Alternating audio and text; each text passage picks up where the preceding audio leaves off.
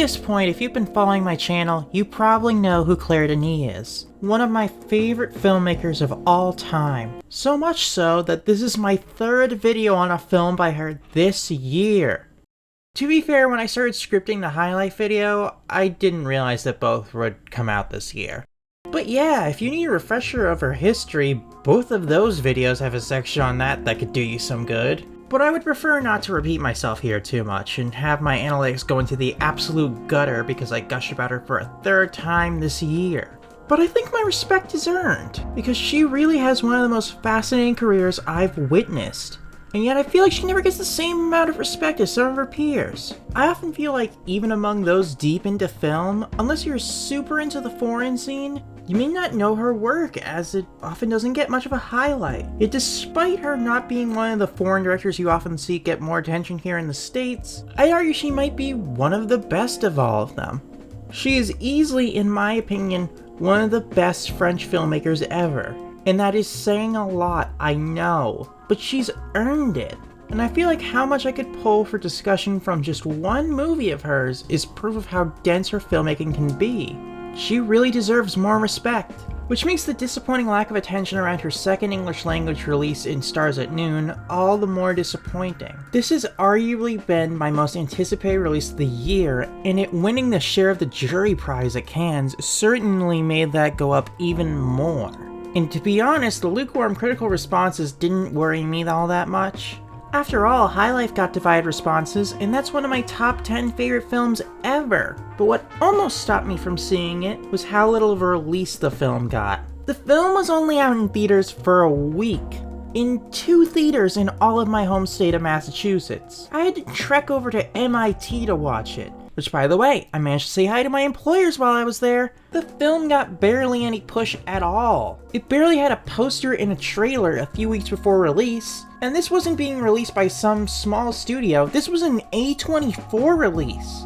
It was dumped into theaters for 1 week, maybe even one per major city, then put on VOD the same day, and later on Hulu around Halloween. I doubt many people knew this had even come out if they weren't looking too closely. And it's a shame, really, because I honestly adored it. To be fair, I get how this would grate on people in some ways. It is extremely slow-paced and low action for what is essentially a political thriller. It's less so a thriller and more of a slow-building, anxious drama of political circumstances. The film takes place during a fictional 2020 Nicaraguan civil war, with the tyrannical government in power of the country and outside pressure like the CIA and oil companies trying to control the outcome of the election, all without any populist control. It's a war in the streets, a war at the ballot boxes, but no citizens are voting for it or really fighting for either side.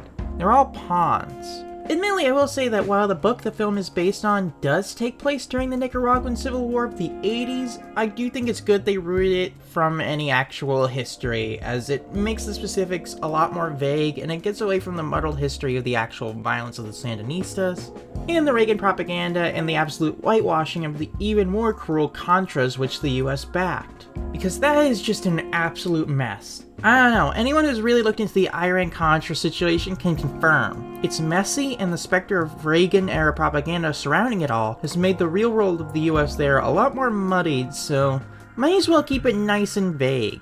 Now, obviously there is something to be said about the myth of South American governments are always so violent and corrupt, when obviously it's a bit more common that it's more like left-wing populist gets elected, US backs fascists to get them out, and innocent people get thrown from helicopters. But admittedly, with what this film is about, I do understand why they don't focus on the politics here.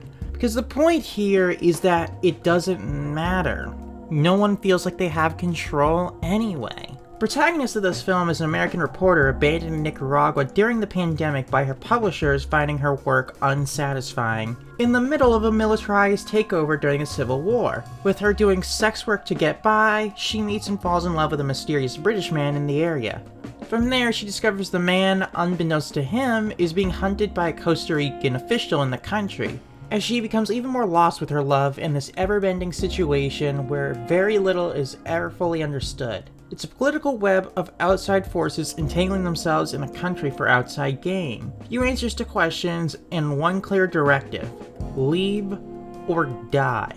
And yet with such an unraveling story, you'd think it'd be more action-packed. Instead, it's a lot more based on the subtlety of it all. After all, federal agencies don't often make their moves in the open, they keep them hidden. And you never know when you're safe. It is the story of two people feeling utterly lost, two situations that neither really fully understand, but the one thing they do understand is that if neither of them escape, one of them will most likely die. And that is what I utterly love about this film. It perfectly captures the feeling of being lost, stuck in a quagmire you had no say in, powerless to the powers that be, and just yearning for another person to understand. Their exact past, ideals, nothing really matters. You just really want to feel wanted, to be held. And that is the beauty of this film. It captures that perfectly. And while the fact that it takes place during the 2020 section of the COVID pandemic, a thing that is still going on, cough cough, certainly helps that land even more.